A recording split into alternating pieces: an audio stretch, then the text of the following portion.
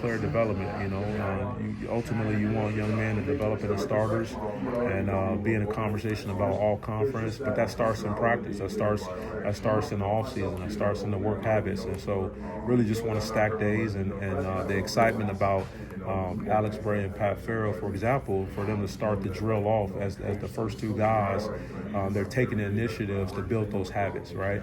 In order to lead, you got to show how leaders lead, and you got to sometimes put yourself out there first. And so really, really positive, really good about those guys taking that initiative, taking that lead. So. You were asked about Curtin James. I wanted to ask you about the transition, which is this is how we do things here. And you're not familiar with how we do things here. And there's always kind of a transition period for guys like that, just to kind of get their feet wet and how you want to do things, how you run a meeting, how you want to practice. They're not freshmen, but it's new for them. Yeah, and for all of our newcomers, that's why we Coach B takes initiative to have a newcomer meeting. And so we'll typically have a meeting for all of our newcomers prior to the team meeting. And so a lot of times it's the same meeting twice, but it's an opportunity for our guys to get, for example, the football 101, to talk about the specifics of early downs, first down, which we did today. To talk about the field zones, have our guys understand the awareness of where they're at on the field.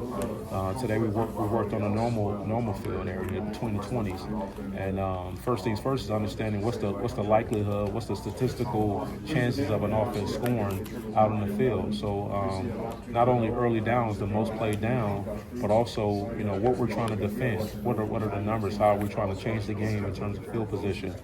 And so those things are embedded, are taught from day one, even in the weight room, and being on time in the weight room. And the schedule can change throughout a week. So being aware of checking your teamwork, right? Checking your schedule, being on time to school, getting your classes checked.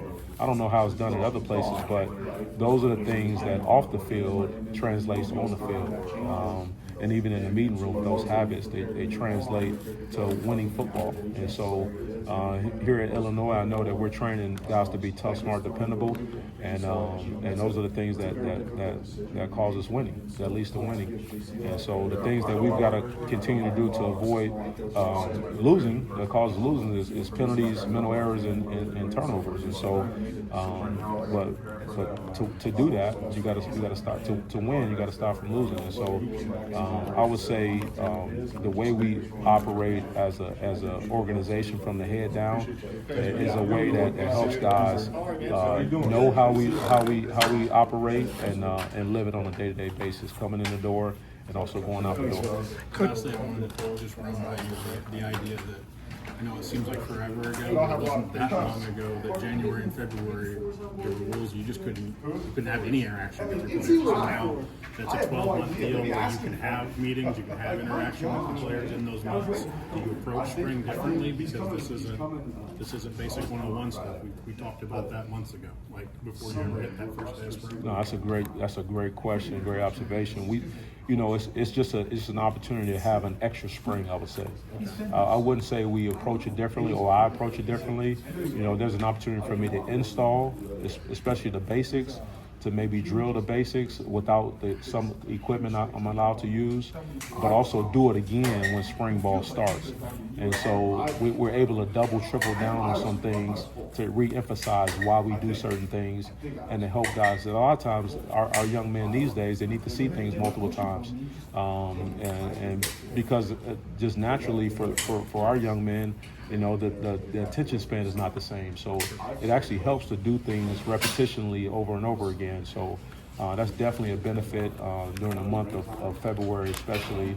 January we're on the road sometimes, but February especially, to get in the meeting room, to watch some film examples, see some game examples, to work on the fundamentals, footwork, working on your extension, your pass rush takeoff, your pass rush course, your conversion to power, early down rush, to be able to do those things in the month of February prior to spring ball and do it again.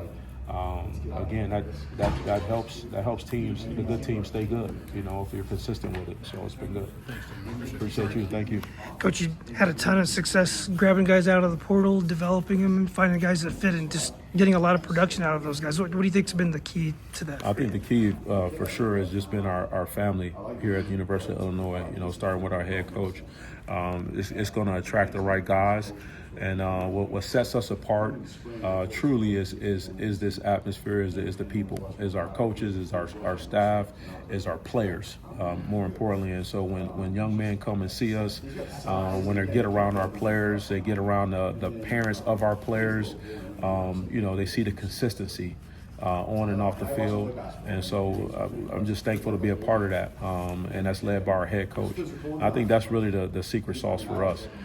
Just organizationally, how we're set up, and how the atmosphere is more of a family, and to be able to bring in some guys that can help us has been truly a blessing, and we're excited about all the newcomers that have come in, especially guys up front for myself, and it's been good to have the newcomers and also the returning guys as well gel together and work towards a common goal. Seems like the evaluation piece of that is a big part of it too. Just finding the guys that fit here. What's that process like? What kind of what's the skill set you're looking for when you head into the portal? Oh yeah. That's a great question. Yeah, we have a process where we evaluate all the guys that are in the portal, and we look at their snaps, and try to look at skill set wise, how they fit movement wise, athleticism, bend, their fundamental approach, their effort. And obviously the body profile, the size and skill set, combination of both, what they can bring to the table. But also as we get to know them, what's the fit? What's the fit for them and us, and us and them. And so it's a process, but it starts with our recruiting staff. They do a tremendous job of identifying young men in the portal, and then we get a chance to watch it and evaluate it and come together as a staff and decide, when we can bring a young man and their family up, and then we spend time with them and hopefully pray for it and get the right guys in here. Three new guys this year from the portal, right? So yes. What have you seen from them so far? What are some expectations? Expectation is for them to stack days, and to grow, and to take EJ, be consistent, to work hard, to do their job, and put the team first. And even leaving the building, academically being consistent in their classwork, being on time, living their routine, and just managing the outside overall. And so they've shown me that they can handle that, and even in the moments of failure, we just encourage them to just reset and rebound, and let's get back on the right track. Who's going to be repping that nose tackle, filling T-Rod's shoes there? Oh, I don't know yet. I don't know. I don't know. We just gotta keep working at it. We'll see. All right. Thanks, Coach. I appreciate you.